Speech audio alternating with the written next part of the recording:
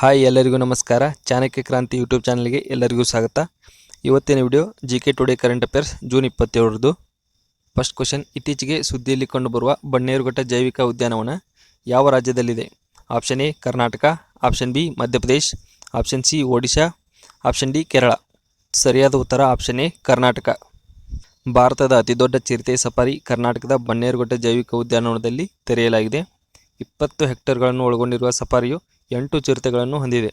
ಈ ಪ್ರದೇಶವನ್ನು ರೈಲ್ವೆ ಬ್ಯಾರಿಕೇಡ್ಗಳಿಂದ ಭದ್ರಪಡಿಸಲಾಗಿದೆ ಮತ್ತು ಚಿರತೆಗಳು ಗಡಿಯೊಳಗೆ ಇರುವುದನ್ನು ಖಚಿತಪಡಿಸಿಕೊಳ್ಳಲು 4.5 ಮೀಟರ್ ಎತ್ತರದ ಚೈನ್ ಲಿಂಕ್ ಮೆಶ್ ಮತ್ತು ಸೌಮ್ಯವಾದ ಸ್ಟೀಲ್ ಸೀಟ್ಗಳಿಂದ ಸುತ್ತುವರೆದಿದೆ. ಕ್ವಶನ್ ನಂಬರ್ 2, ಇತ್ತೀಚೆಗೆ ಮೊದಲ ಅಂತಾರಾಷ್ಟ್ರೀಯ ಡೈರಿ ಫೆಡರೇಷನ್ ಏಷ್ಯಾ ಪೆಸಿಫಿಕ್ ಶೃಂಗಸಭೆ ಎಲ್ಲಿ ನಡೆಯಿತು? ಆಪ್ಷನ್ ಎ ಉತ್ತರ ಪ್ರದೇಶದ ವಾರಣಾಸಿ, ಆಪ್ಷನ್ ಬಿ ಮಧ್ಯಪ್ರದೇಶದ ಇಂದೋರ್, ಆಪ್ಷನ್ ಸಿ ಕೇರಳದ ಕೊಚ್ಚಿ, ಆಪ್ಷನ್ ಡಿ ಪಶ್ಚಿಮ ಬಂಗಾಳದ ಕೋಲ್ಕತ್ತಾ. ಸರಿಯಾದ ಉತ್ತರ ಆಪ್ಷನ್ ಸಿ ಕೇರಳದ ಕೊಚ್ಚಿ. ಮೊದಲ IDF ಪ್ರಾದೇಶಿಕ ಡೈರಿ ಕಾನ್ಫರೆನ್ಸ್ ಏಷ್ಯಾ ಪೆಸಿಫಿಕ್ 2024 ಕೊಚ್ಚಿಯಲ್ಲಿ ಜೂನ್ 26-28, 2024ರಿಂದ ಬೋಲ್ಗಟ್ಟಿಯ ಗ್ರ್ಯಾಂಡ್ ಹಯಾಟ್ನಲ್ಲಿ ಆಯೋಜಿಸಲಾಗಿದೆ. ಹೈನುಗಾರಿಕೆಯಲ್ಲಿ ರೈತ ಕೇಂದ್ರಿತ ಆವಿಷ್ಕಾರಗಳು ಎಂಬ ವಿಷಯದ ಸಮ್ಮೇಳನವನ್ನು ಅಂತಾರಾಷ್ಟ್ರೀಯ ಡೈರಿ ಫೆಡರೇಷನ್ ಭಾರತೀಯ ರಾಷ್ಟ್ರೀಯ ಸಮಿತಿ ಆಯೋಜಿಸಿದೆ. ಕ್ವಶನ್ ನಂಬರ್ 3, ಪ್ರತಿ ವರ್ಷ ಯಾವ ದಿನವನ್ನು ಸೂಕ್ಷ್ಮ, ಸಣ್ಣ ಮತ್ತು ಮಧ್ಯಮ ಉದ್ಯಮಗಳ ದಿನವನ್ನಾಗಿ ಆಚರಿಸಲಾಗುತ್ತದೆ?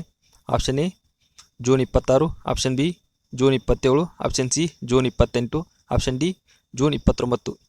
ಸರಿಯಾದ ಉತ್ತರ ಆಪ್ಷನ್ ಬಿ ಜೂನ್ 27. 2017ರಿಂದ June 27 micro small medium enterprises ದಿನವನ್ನಾಗಿ ಆಚರಿಸಲಾಗುತ್ತದೆ. MSMEಗಳು 90% ವ್ಯವಹಾರಗಳು, 60-70% ಉದ್ಯೋಗಗಳು ಮತ್ತು ಜಾಗತಿಕವಾಗಿ GDPಯ 50%ರಷ್ಟು ಖಾತೆಯನ್ನು ಹೊಂದಿವೆ.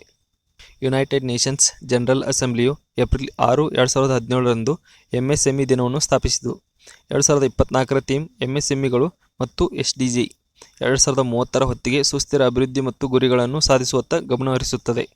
ಕ್ವಶನ್ ನಂಬರ್ 4, ಇತ್ತೀಚೆಗೆ ಭಾರತದ ಮೊದಲ Chadwick House navigating edit heritage museum ಅನ್ನು ಯಾವ ಸ್ಥಳದಲ್ಲಿ ಉದ್ಘಾಟಿಸಲಾಗಿದೆ?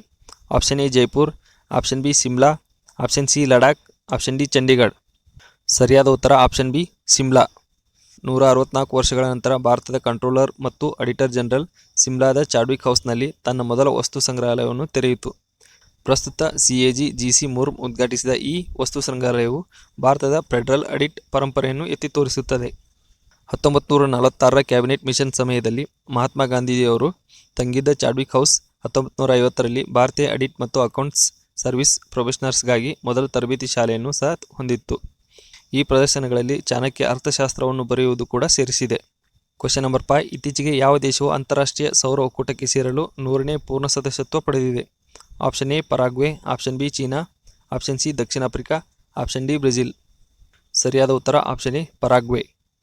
ಪರಾಗ್ವೆ ತನ್ನ ಅಂಗೀಕಾರದ ಸಾಧನವನ್ನು ಅಧಿಕೃತವಾಗಿ ನವದೆಹಲಿಯಲ್ಲಿ ಹಸ್ತಾಂತರಿಸುವ ಮೂಲಕ ಅಂತಾರಾಷ್ಟ್ರೀಯ ಸೌರ ಒಕ್ಕೂಟದ 100ನೇ ಪೂರ್ಣ ಸದಸ್ಯನಾಗಿದೆ.